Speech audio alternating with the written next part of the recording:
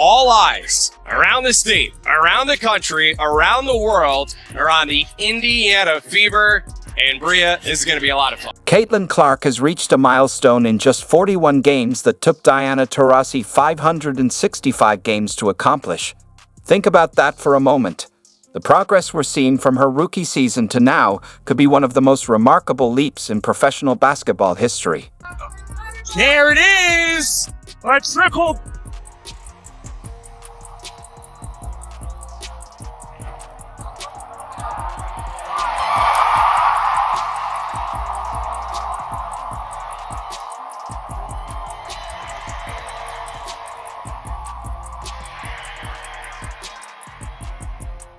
While most people are focused on Caitlin Clark's triple-double, there were actually 11 records broken in that game by Clark and the Indiana Fever. I reviewed every moment of the Fever's dominant performance against the Chicago Sky, and what I discovered is truly astonishing. Clark's triple-double was just the start of a historic night that rewrote the WNBA record books. If you're backing Indiana, drop a comment below saying, "I got the Fever." Let's go. Having the Fever organization be what it is today, it is just so fun to be a part of. There's been a lot of anticipation. You've done a great job in training camp leading to this moment. Enjoy it. Okay, go out there and have some fun. While all eyes were on Caitlin Clark that night, something truly historic quietly unfolded. DeWanna Bonner stepped onto the court just 7 points away from a monumental achievement. After 15 years of professional excellence and thousands of points scored, she was on the brink of becoming the third highest scorer in WNBA history.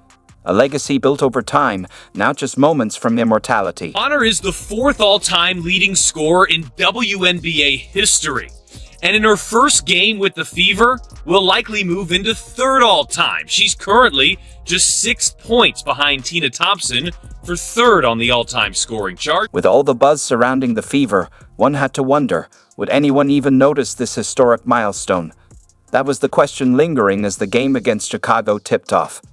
DeWanna Bonner, who's been scoring consistently since 2009, has quietly ascended the all-time scoring ranks during her time with Phoenix, Connecticut, and now Indiana. And here she was, just 7 points away from surpassing Tina Thompson to claim her place among the WNBA's all-time greats. Bonner, who knocks it away, cookies, TV, open court, right side, and she lays it in! While Caitlin Clark stole the spotlight, DeWanna Bonner quietly closed in on history. Just 7 points away from passing Tina Thompson, Bonner entered the game ready to cement her legacy.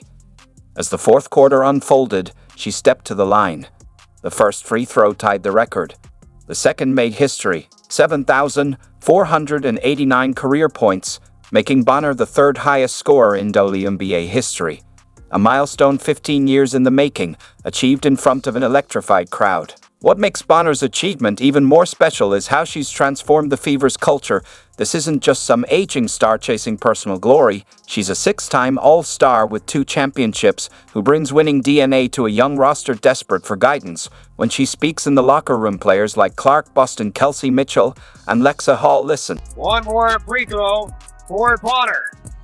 It's in the air, and it's good.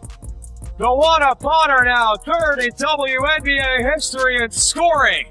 7,489 points and counting. Lord, and here's the ovation for Bonner.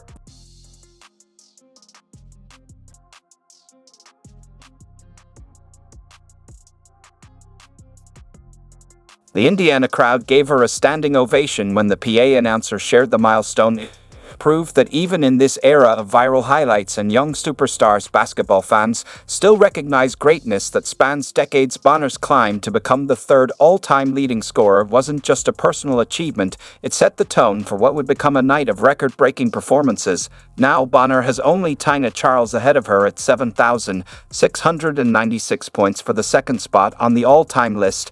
But as impressive as her achievement was, the night was just getting started. Another Fever star was about to remind everyone why Indiana's future looks so frighteningly bright. Remember when people questioned if Aaliyah Boston could truly dominate, especially against fellow South Carolina alum Camila Cardoso? who stands at 6'7", those critics got their answer in the most emphatic way possible against the Chicago Sky. No, DB is somebody that, is a Hall of Famer, like a legend, not only a good basketball player, a great person, a great leader. The strongest voice in our locker room is hers, and it's fun to have been around here now for about a month just to get to learn from her and soak it in, and I'm really happy she got to do it at the free throw line and all the fans could go crazy and cheer for her because she certainly deserved that moment, and it was really awesome to see and be a part of. Boston entered her third season with something to prove. She wasn't just looking to be a great player, she wanted to establish herself as a franchise cornerstone alongside Clark, the duo that would power Indiana for the next decade. The foundation of something special brewing in Indianapolis. The Chicago front court came in full of themselves. Angel Reese had been talking all week about how she planned to dominate the paint against Boston. Instagram hosts press conferences, even in warm-ups. Reese made it clear she thought she'd own the matchup. Boston's response, a defensive masterclass that left jaws on the floor, 5 blocks that sent Sky players shots flying into the stands, the kind of rejections that had fans jumping out of their seats and pointing at the scoreboard. Each time Reese went up for a shot, Boston seemed to be right there waiting. Boston's defensive dominance moved her to 6th in blocks in Fever history. Those 13 rebounds weren't just impressive, they were historic. The performance moved Boston to 8th in rebounds in Fever franchise history in just her third season. Think about that. Players have been grabbing boards for the Fever for decades, and Boston is already in the top 10 all-time. The combination of 19 points, 13 rebounds, and 5 blocks put Boston in truly rare air. She became only the second player ever in WNBA history with 15-plus points, 10-plus rebounds, and 5-plus blocks in a season opener. The first, Natasha Howard, back in 2014. That's exclusive company for any player, let alone one in just her third year. All right, y'all.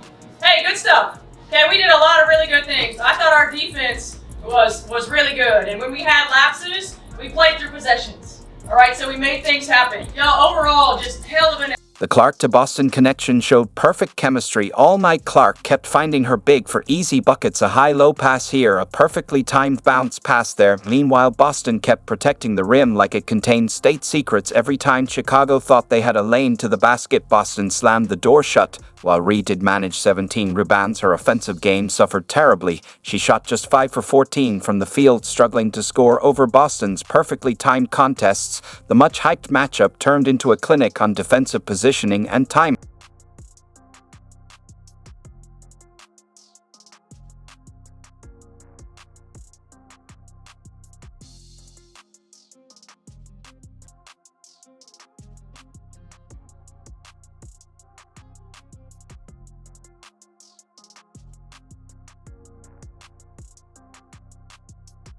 But the most jaw-dropping moment of defensive brilliance came when Boston and another teammate combined for a record that had never been seen before in WNBA opening night history, a partnership that would have scoring wings and guards around the league rethinking their approach to attacking the Indiana defense. What Caitlin Clark did against the Sky wasn't just impressive, it was something we've literally never seen in the 28-year history of the WNBA.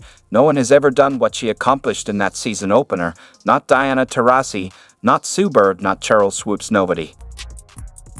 Yes, great job of those long arms of the Leah Boston here, going up multiple times and then... Ready for the season to tip off. It's the Fever against the Chicago Sky. We saw record crowds a season ago, and I'd say they are back and raring to go in 2024. The Indiana Fever faced off against the Chicago Sky in a blowout victory, and I have 3 words. Oh my God. Or now you...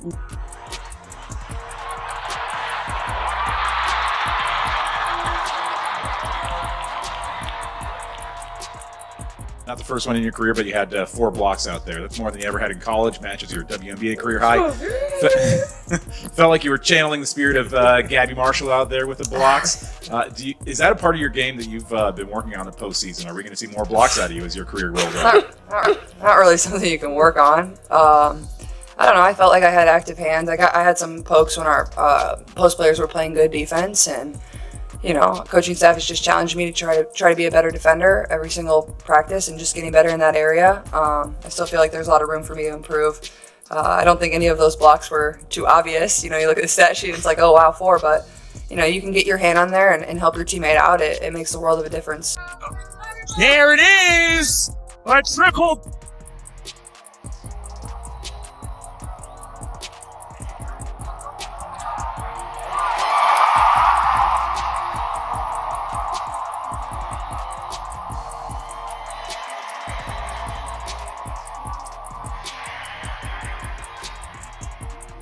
Caitlin Clark is a superstar. Not a female superstar. She is a superstar. We were coming to see Caitlin Clark play. She moves the needle. She just absolutely did it all and became a magnet for attention and an icon for sports fans, certainly little girls, certainly mine as well, playing her basketball and watching her play. The regular season is here, and we have no more time for flirting, folks. We have no more time. It's time to get serious about our business. And Caitlin Clark handled her business game 1. 20, 10, and 10. 20, 10, and 10. Caitlin Clark and the Indiana Fever, what did the kids say? Belt to ass? Oh yeah. La cucaracha, la cucaracha. Indiana Fever, destroy, obliterate, run out of the gym the Chicago Sky. 93-58. He won 93-58.